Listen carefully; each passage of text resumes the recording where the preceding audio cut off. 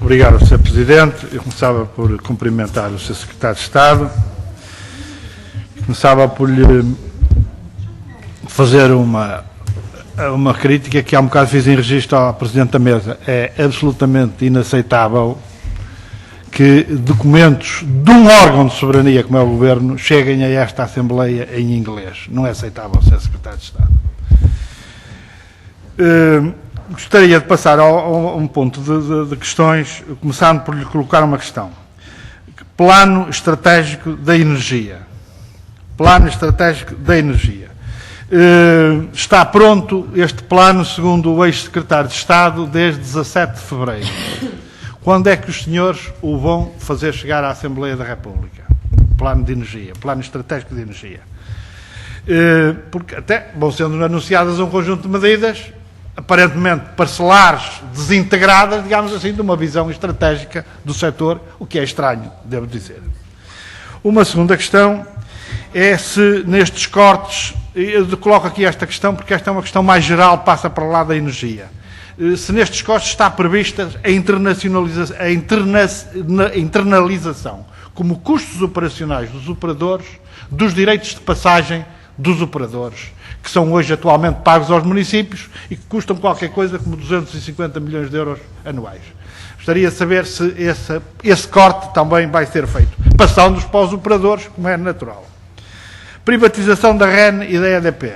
Isto criou um problema, mesmo que seja sob a forma de concessão, na gestão de ativos estratégicos que são decisivos do ponto de vista da gestão e da segurança do sistema eletroprodutor nacional. Que medidas estão tomadas pelo Governo para assegurar, de facto, que esta gestão por um privado não se vire contra o interesse público e, sobretudo, qual é a capacidade da Direção-Geral de Energia para hoje acompanhar, digamos assim, este processo.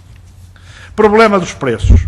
O Sr. Secretário de Estado disse que estão a cumprir um calendário. Há pelo menos uma grande exceção, que é na taxa do IVA.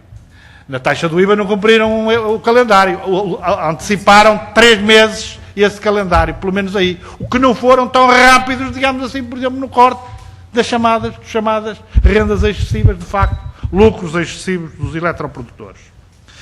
E eu, relativamente ao corte de rendas excessivas, lucros excessivos da EDP e companhia, cerca de 370 milhões de euros por ano, gostaria de lhe perguntar, começar por perguntar, qual é o valor percentual sobre este valor global que foi calculado nos estudos que foram feitos pelo Governo, qual é o corte que está previsto relativamente a estes 370 milhões?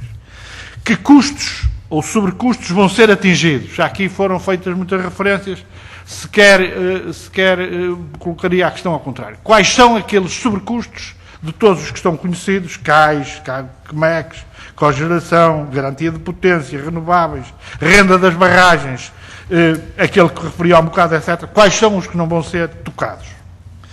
Gostaria de saber quando é que vai ser refletida na tarifa em 2012 esses cortes. Quando é que vai ser feito este corte? Quando é que as empresas vão passar, os operadores vão sofrer estes cortes? E quando é que esse corte, essa poupança, se vai refletir em que mês de 2012? Se vai refletir na tarifa o corte que está previsto? Depois, Sr. Secretário de Estado, ao longo destes anos, o Governo determinou, com o trabalho do Secretário de Estado anterior, que há cerca de 370 milhões de euros de rendas excessivas, lucros excessivos do conjunto de empresas do setor eletroprodutor. Este é um processo que se arrasta desde 2005, no dizer do próprio ex-secretário de Estado.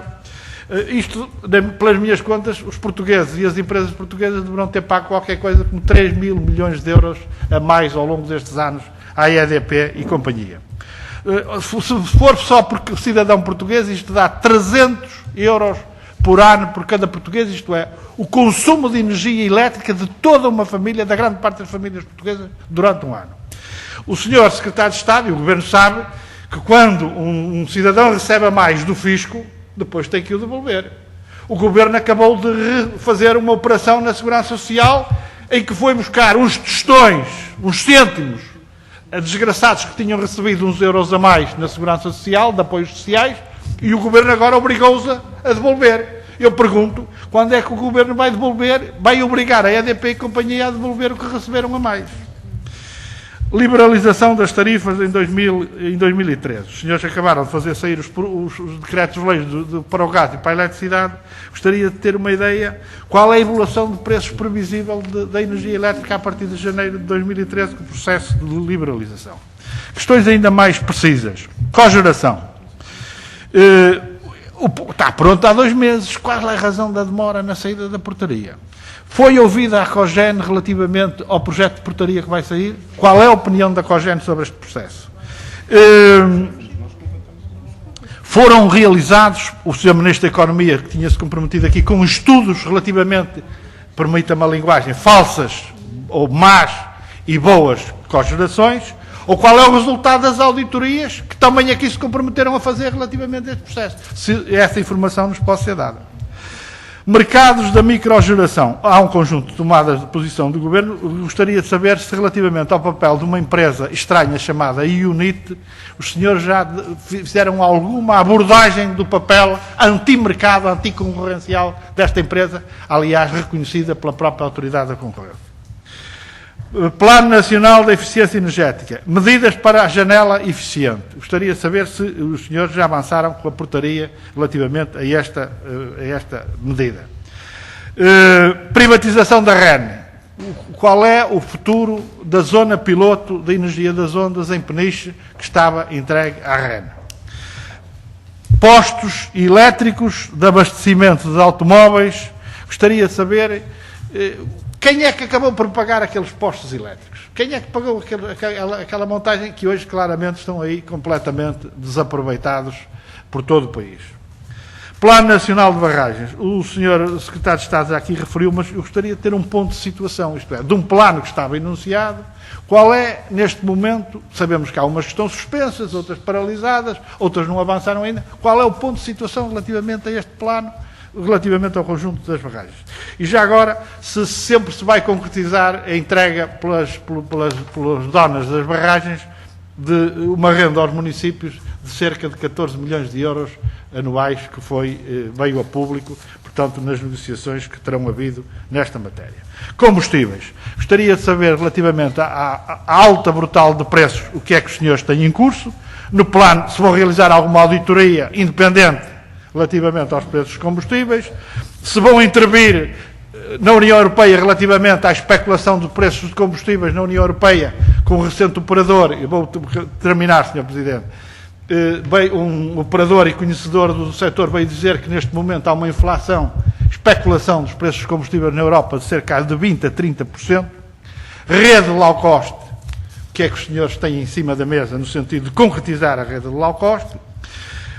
Conclusão de combustíveis alternativos. Um decreto-lei relativamente ao GPL, quando é que vai sair? Temos de terminar, Sr.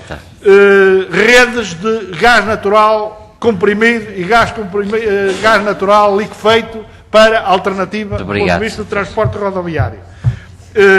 Eu vou terminar, Sr. Presidente. Gás natural. Os senhores procederam a um aumento brutal do gás natural, 24,2%. Eu gostaria de saber se nós podemos conhecer o algoritmo de cálculo deste aumento na sua indexação ao petróleo. Obrigado, Sr. Deputado. E os sobrecustos e, sobretudo, esta questão.